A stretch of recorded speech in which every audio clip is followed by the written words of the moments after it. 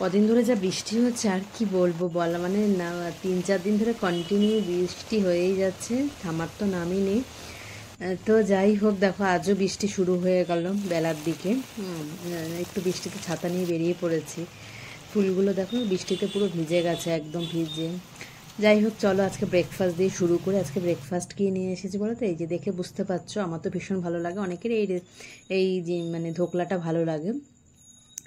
তো আমি কিভাবে এই ধোকলাটা তৈরি করছি চলো একটু দেখে নিই। এইখানে আমি 2 কাপের মতন বেসন নিয়ে নিয়েছি, একটু নুন আর একটু বেকিং সোডা দিচ্ছি। এবার একটু ময়দাটা, এই বেসনটা কিন্তু চেলে নিতে হবে। 1 কাপ দই, এটা খুব ভালো করে মিক্স করে নিতে হবে।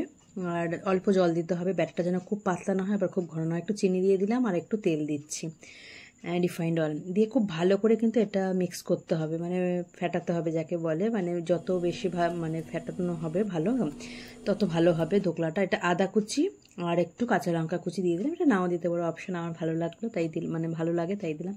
আর যে পাত্রে করবো সেটা অয়েল ব্রাশ করে নিয়েছে। এটা 30 মিনিট কিন্তু রেখে দিতে হবে, ঠিক আছে? আচ্ছা, এটা কড়াতে গরম জল মানে জল বসিয়ে দিয়েছি, ফুটে উঠেছে। এবার একটা স্ট্যান্ড বসিয়ে আর এই যে ধোকলার এই পাত্রটা বসিয়ে দিলাম। এরপর এটা ঢাকা দিয়ে রাখবো 20 থেকে 25 মিনিট হবে মিডিয়াম ফ্লেমে।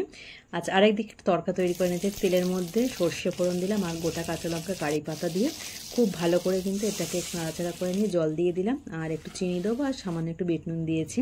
দিয়ে এটা এরকম হবে, একটু নামিয়ে রেখে দেবো। এটার জন্যই কিন্তু ধোকলাটা খেতে বেশি ভালো লাগে। 20 মিনিট হয়ে গেছে, ধোকলাটা একটু দেখে নিচ্ছি যে হয়েছে কি না, কীরকম হলো। না হলে তো তোমার আবার একটু মানে স্টিমে রাখতে হবে। তো দেখো বেশ ভালোই মানে হয়ে গেছে আর খুব সুন্দর। কিন্তু মানে এখানে ঠান্ডা হলে কিন্তু এটা ডিমোল্ড করতে হবে, নাহলে কিন্তু এটা ভেঙে যেতে পারে। তো আমি এবার কেটে নিচ্ছি। কাটার সময় দেখতে পাচ্ছ এটাতে কতটা সফট হয়েছে, তাই না? ধোকলা ঠিকঠাকভাবে, ব্যাটারটা যদি ঠিকঠাকভাবে হয় তাহলে কিন্তু ধোকলা খুব সুন্দর হয়।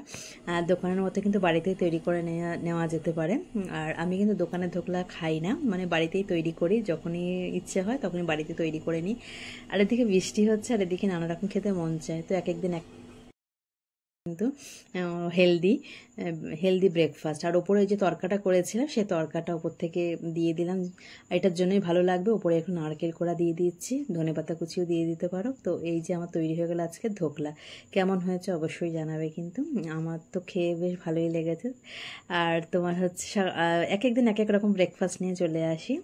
আর আজকে এই যে ধোকলাটাই আনলাম। এদিকে রান্নার জোগাড়ের জন্য দেখো এই লাউ কেটে নিয়েছি। আর এদিকে ইলিশ মাছের মাথা আছে, ইলিশ মাছের মাথাতে আজকে লাউটা করব। তেলের মধ্যে পাঁচফোড়ন দিয়ে আর ইলিশ মাছটা দিয়ে এই মাথাটা দিয়ে দিলাম। আর এই যে এখানে লাউগুলো দিয়ে দিয়েছি, টুকরো করে কেটে রেখেছি। আজকে আর মানে কুচি কুচি করে কাটিনি, এরকম বড় বড় করে টুকরো করে কেটে নিয়েছি।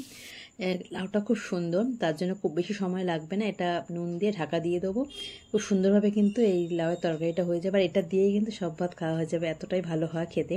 যদি লাউটা ভালো হয় তাহলে এটা রান্নাটাও বেশ ভালোভাবে তৈরি হয়ে গেল, লাউ ঘন্ট আজকে। আশা করি ভিডিওটা ভালো লাগলো, অনেক অনেক ধন্যবাদ ভিডিওটি দেখার জন্য। সবাই খুব ভালো